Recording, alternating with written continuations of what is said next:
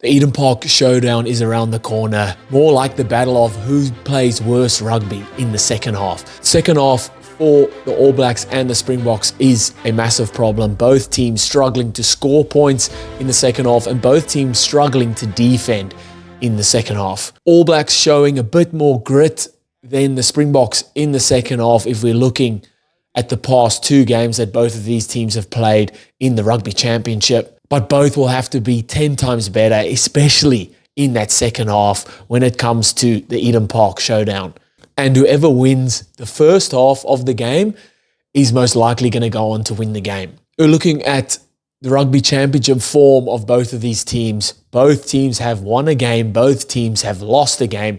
All Blacks obviously with a crucial bonus points that keeps them on top of the table going into round 3. And starting games for these two teams is not a problem. Both of them enforce how they want to play really well in that first half. Both of them take the opportunities when on offer and convert that into points. Both of them know how to score tries and score points in the first half of games. But the second half is where they really struggle. You'd almost look at these games and not want them to go into halftime. Just stay out on the field.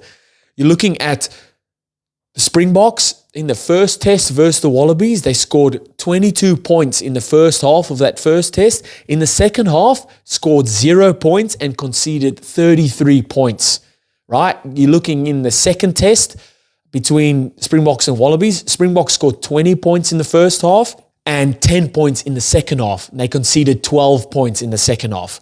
So altogether, Springboks scored 10 points in total in both of those second halves versus the Wallabies and conceded 45 points.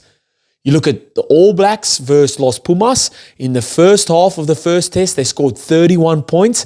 In the second half of that first test, 10 points. And they conceded 14 points in that second half.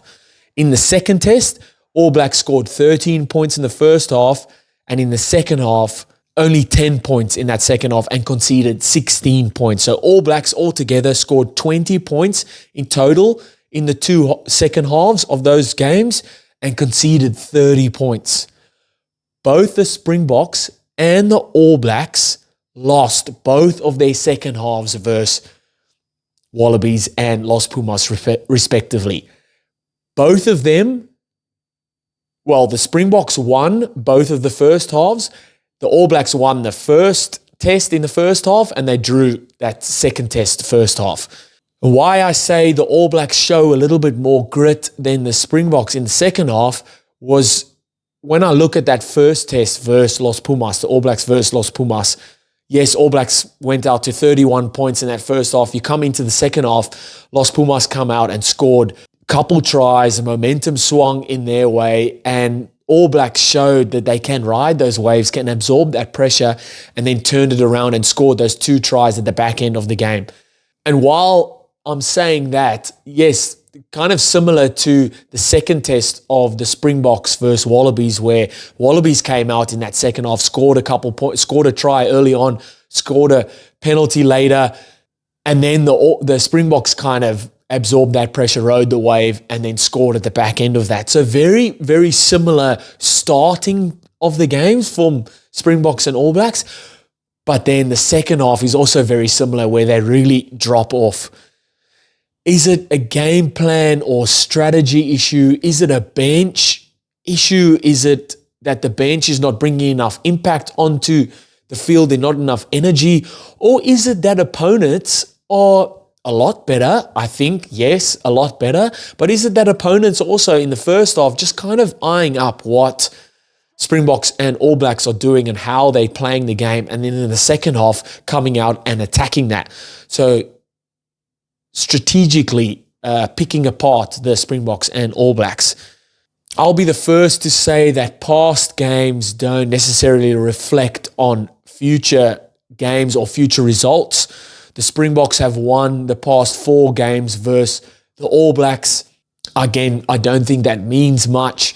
The Eden Park record, 30 years, over 50 or 50 games unbeaten. The All Blacks are at Eden Park. Does that mean anything? Is it an advantage or a disadvantage to this All Black side or to the Springbok side? I don't think it means much, but I do think if the All Blacks lose that record, or if that record is broken by the Springboks, it'll mean a lot to this All Black side and to All Blacks fans, for sure. They might not say that it means much leading up to the test, but if they lose it or if that record is broken, then it will definitely mean a lot. Both teams not in the best form at the moment, so both teams really do need to improve their overall game, but more importantly, need to improve their second half, because not playing up to the standard that they would want to be playing, especially in that second half, losing both second halves of both games, definitely something that they'll have to look at and have to improve going into this Eden Park game. What is your prediction? All Blacks versus Springboks at Eden Park. Can't wait for it. Let me know in the comments. Hit that subscribe if you haven't already, and I'll see you next time. Bye.